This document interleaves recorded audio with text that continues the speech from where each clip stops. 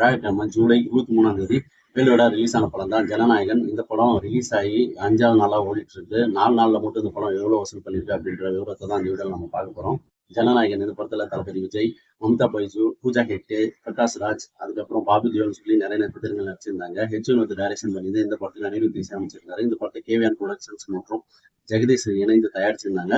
இந்த படம் வியாழக்கிழமை ரிலீஸ் ஆகி 5வது நாளா போயிட்டு இருக்குது. 4 நாள்ல மட்டும் இந்த படம் 220 இருந்து 250 கோடி வரைக்கும் வசூலிச்சிருக்கு. வெவ்வேறு தரப்பினர் வந்து சொல்றாங்க. இந்த நிலையில இந்த படம் முதல் நாள் 90 கோடியும், அடுத்த நாள் கொஞ்சம் டிராப் ஆகி 60 கோடியும், அதுக்கு அடுத்த நாள் 70, அதுக்கு அடுத்த நாள் 70ன்னு சொல்லி இந்த படம் மொத்தமா வந்து 280 கோடி கிட்ட வசூலிச்சிருக்கிறதா தகவல் கிடைச்சிருக்கு. தமிழ்நாட்டுல மொத்தம் 80 கோடியும், கேரளாவில் 10 கோடியும், கர்நாடகாவில் இந்த படம் அதிகபட்சமா 25 கோடியும், அதே போல நார்த் இந்தியாவில் ஒரு 15 கோடியும், ஆந்திரா மற்றும் தெலுங்கானாவில் அங்கேயும் ஒரு 10 கோடியா வசூலிச்சிருக்கு. ஓவர்சீஸ்ல இந்த படம் 75 கோடி மேல வசூலிச்சு மொத்தமா வந்து 250 கோடி கிட்ட வசூலிச்சு மிகப்பெரிய வசூல் சாதனையில் ஈடுபட்டு